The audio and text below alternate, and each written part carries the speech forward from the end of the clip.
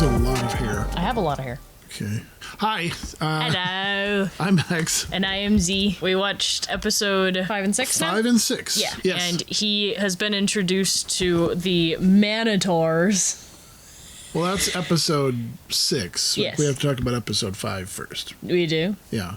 Oh, okay. It's in order. Okay, sure. It's important. All right. Which was called The Inconveniencing, which I don't know what that could possibly be referencing. I don't know. I'll conjure up a thought about what that might be. Wow. Dipper is wanting to impress the teen girl, Wendy. They wind up going with her teen friends out to do cool stuff, and it's not really that cool, but yeah, they feel cool. The one guy in her crew that's putting him down is Robbie, and he's all goth and emo. Yeah, the teenager that has an issue with a 12-year-old child. It's funny because in a previous episode, Mabel's the one with the love issue, and now this time it's switched around. Yeah. Yet she has no mercy on him whatsoever. No, none. She is just making lots of fun of him. Well, she's his sister. It's gonna happen. What I'm noticing from these two episodes is that they're a lot more high energy. The jokes are quicker, the gags are faster. Yeah. It's just funnier. They seem to have hit a stride. And so I was really enjoying them. And I don't personally know if these have anything to do with lore at all, because they don't seem like it. They seem both like filler episodes to me, but that's just because I've never seen the whole series, so I don't know. In the first one with the teen group, they go to Dusk to Dawn,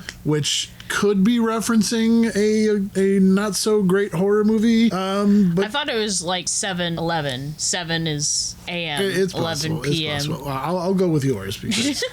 But Dipper winds up being able to break in and get them in, and they're all just deciding like, what can we do? Anything we want. And so they start trashing the place essentially, which is what teenagers would do. Yeah. And not that I've ever, done anything like that. What? When I was young and a model citizen, all examples that people should follow. We're both perfect people. You've just been graced with our presence. Yeah. No history of anything unsavory. You know us. So they are having food fights and being ridiculous and pouring ice down their shorts. But then Mabel found the stash of what we used to call dip. Fun dip? Fun dip, yeah. I was personally very much in favor of the little white stick that you would put in there, because it's sweet too, but not as sweet as basically the kiddie cocaine that is what that stuff is. And she starts tripping out. Like she's full. In another dimension. It reminded me of this Simpsons episode where Bart goes to Quickie Mart and he wants a slushie or a Slurpee or whatever they call it in there. A squishy. That's what it is. A squishy. And he's just like, I want it pure from concentrate. No water, nothing. It's like, are you sure you want that? They gotta say that. And so he gives it to him, and you just see him go like, and all of a sudden you see from his perspective, people just start like bleeding back out of the edges. And he's just like having he's like having this major trip. And she is just gone. Yep. She is talking to like fantasy animals. Yep. And it's just the funniest thing to put in a kid's show. She's wasted on sugar. Yes. There is actually a little something that the dog said, the gibberish that came out of his mouth. Yes.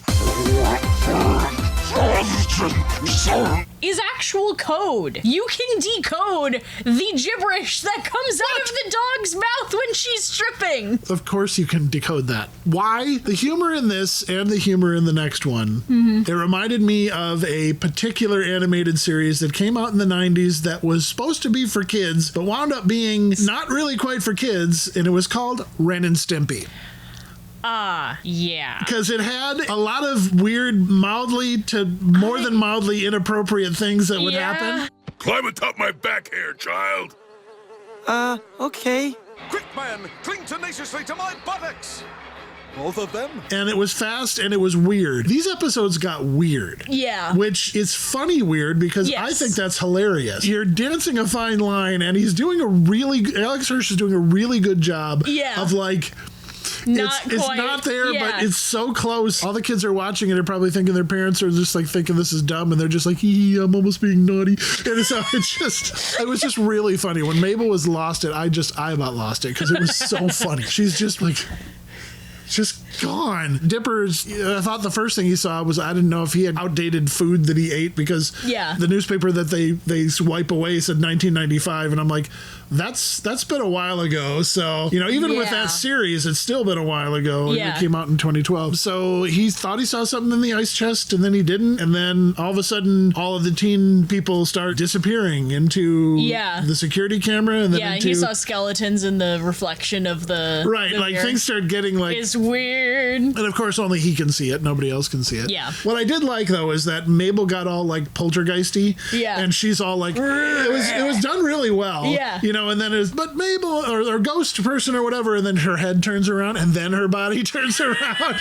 But then when the entities appeared, I thought it was hilarious that, because her hair was up and she was supposed to be all scary and everything, that he was just holding her hair. He was just holding her by her hair. And I've always thought of that, like... if you could see into like the other realm of this, the spirit of whatever, all those horror movies where a door closes or something goes around, if you could like snap your fingers and see the entity behind it, and it's just some guy going, and then going, ooh! It's just... I just thought that would make every horror movie a comedy to me.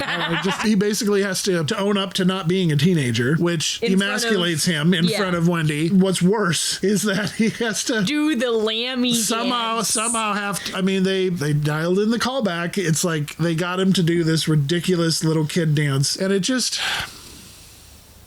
it reminded me of my childhood. I'll confess this to you, and apparently everyone here is in here. When I was in school, they made us do musicals, okay? Mm-hmm. And they made me wear, I'm not going to tell you what animal, but an animal costume. And yes, it had a tail, and I had to stand up there and be a man looking not so much, and it was just the most humiliating. So you can feel for Dipper here. I can, because that is the last thing you want to do in front of a girl you're trying to impress.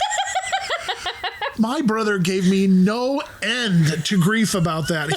There's a reason I'm not giving more detail, but it was years to live that down. It was just awful. So him having to do that, it hit a little too close to home for me. So anyway, he does this terrible, humiliating dance, and somehow that appeases the entities, and they're... they hate teenagers. Right. They want to see little kids doing cute things. What's funny, though, is that there's like, why do you hate teenagers so much? They play this terrible music in there. They cut to the parking lot, and they're playing rap, but it's like the most innocuous, polite rap you've ever heard. Homework's whack, and so are rules. Tuck it in your shirts for fools. No! Oh, rebellious! Oh, no! It was and so then we had funny. a double heart attack. It was so funny. I was dying. Like, it was really funny. And then, the episode ended, and we got our first clue at the end. And we will get that right now. Oh, she left it. So you left it. I didn't leave it. You left it. I went down here to get this started. All right, so we went through the credits, and so the code for episode 5 is and it decoded is Onwards Aoshima. And that was a reference to when Mabel was tripping balls, and she was on a dolphin with big manly arms, and she just said, "Onwards Aoshima!" So Aoshima is just the name of the dolphin man thing. I'm starting to have my concerns about Mr. Hirsch. I'm just saying he may need some counseling. But I was looking at the voices, and I think Will Forte was in there again. Mm-hmm. But this time, the emo guy was a comedian by the name of T.J. Miller. T.J. Miller was known to be just like a motor mouth, weird, sarcastic comments, but he would never shut up. He would always talk. And I first came upon him with this movie called Cloverfield, which is a great found footage horror movie, but he plays the lead guy's friend, and he's the guy videotaping everybody in it. It's like a first person found footage horror movie. And so he just yaks, and he's pretty funny. Mm-hmm. And then he wound up getting a little more famous in a small little movie you may have heard of called Deadpool, which is definitely not for kids. And he just sort of has this like a sandpapery kind of voice. Yeah, I'm the guy who spray painted the water tower. He does a pretty good voiceover, and so I was like, I knew that. I knew it was that one. So that was good. So what was your impression of this? Because you've seen it before, and you've got some deep lore bookmarks in your brain, I guess. There aren't as much. These ones are more character character driven, which I can very much appreciate. You kind of get to see the dynamics between the kids and the rest of the world that they're in. In the next one, we get to see Dipper exploring what it is to be a man. That's right. It's nice to see them growing. That's the main thing for me, is that you know what kind of world they're living in. You're living in it with them. Yeah. Also, more journal stuff. Oh, okay. So I lost the page, I think, but that was in the episode. So yeah. Ghosts always have some kind of reason. See? This book has quite a few references. Oh, he looks familiar. I don't know from where, though. No. It's very... it's obscure reference. Yeah, it's really obscure. Another one was this one. Well, he looks a little slimy. Yeah, his Gooer from the movie Phantom Bustafiers. Oh. You know. That doesn't sound like anything I've heard of before. Not at all. No, I love it. Speaking of obscure references, what was Dipper listening to in the next episode? So in the next episode, this one's got to be one of my absolute favorites so far. Really? Because Dipper wants to be a man. Yeah. And he goes around he's in the forest, and then all of a sudden some god of manhood shows up. And it's not a minotaur, it's a manitor. It's a manitor. Half man, half Tor. And I thought it was hilarious because he's just like, oh yeah, I break a rock with my head, and it's just so, oh god, it was so funny. And it just reminded me, because there is a character in Ren and Stimpy that is like that. It's like this just giant like Canadian bull moose or something. I don't know exactly what it is, but it's just like punching sides of beef for some reason. And he's just all like, and he's so ripped, and it was so funny. He brings him to the man cave where Mr. Testosterone or whoever, with Pituitary. Pituator was there. And it's so funny because they're so bro. And they're just like, maybe we should, And then he's so wanting to prove himself to them that he like baits their masculinity. Yeah. So that they're just like, I have to do it to prove it to you that I'm man enough. You're just not man enough to teach me, are you? It's just so funny because it's poking fun at like aggro or bro culture. But it's not like saying being a guy is bad.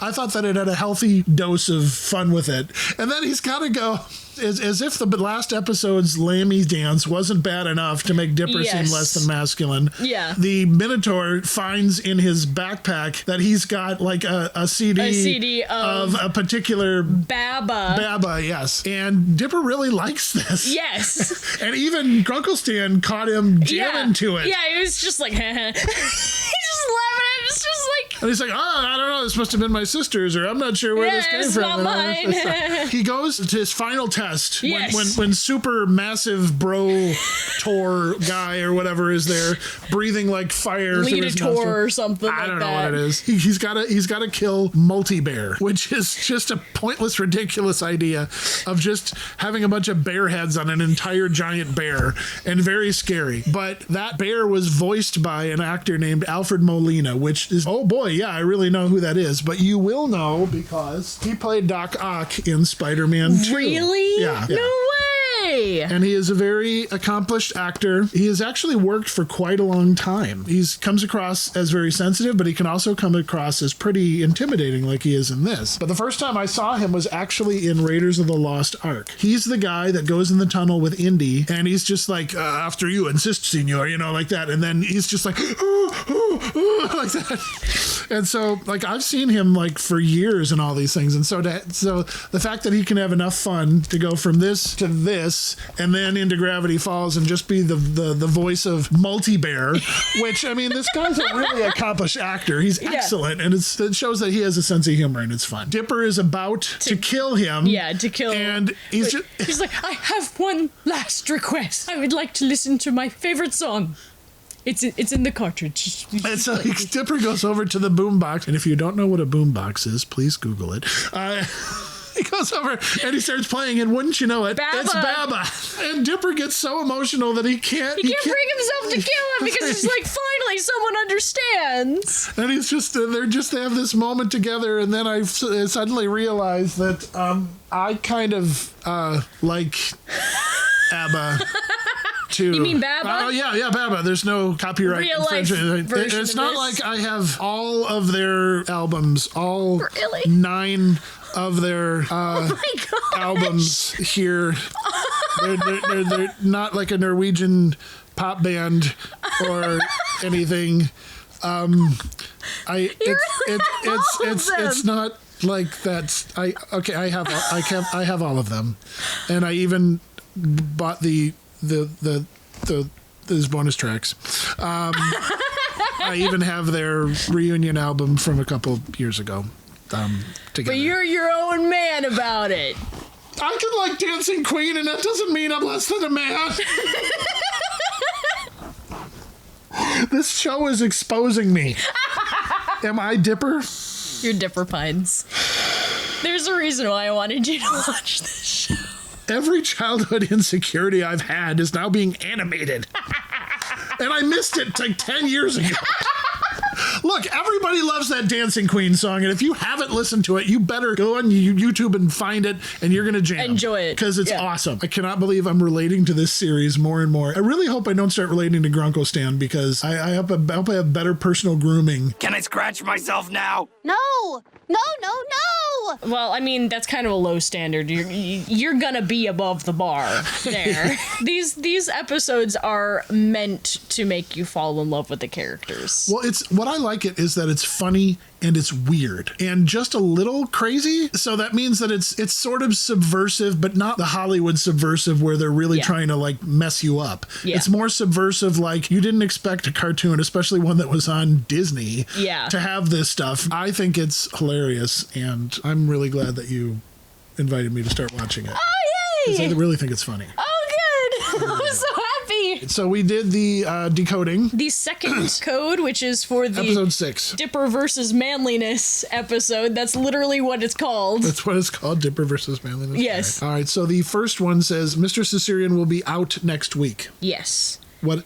And then the second one said Mr. Atbash will substitute. Mr. Atbash will substitute. I don't know. Are these characters that are in the series? So the cipher that we were using was the Caesar cipher. So the next cipher will be in Atbash, which is a different cipher. Oh, it's a name of a decoding thing. Yeah. Oh, okay. It's a type of code. So we will be using a different code. So all of my previous work means nothing from now on. No, it just means that you used a code to unlock a code, which is kind of the point. So now do I have to decode the weird drug trip dog? We could. Next week. I had a blast. This was really funny. And I'm in. Yes. So with that, you are the dancing queen. Coming through, that girl is you. I can sing better than that. I just choose not to. All right. If you like what we're doing here, or if you tolerate it, or I don't know. Maybe you can share and subscribe and stuff like that. And then there's a Patreon. There is a Patreon. We're making a short film, so if you help out with our Patreon, you help with our short film. So that would be pretty cool. So we're, oddly enough, I'm getting inspired by this just because developing these scripts and doing these payoffs, and it's just fun. And when you can invite other people to have that fun, like, I don't know. It's just, all right. Okay, stop. This was X. This is Z. Yeah, it's over. All right. Yeah. Please stop and edit this out because it's not going to work. All right. Not a chance. You are the dancing queen.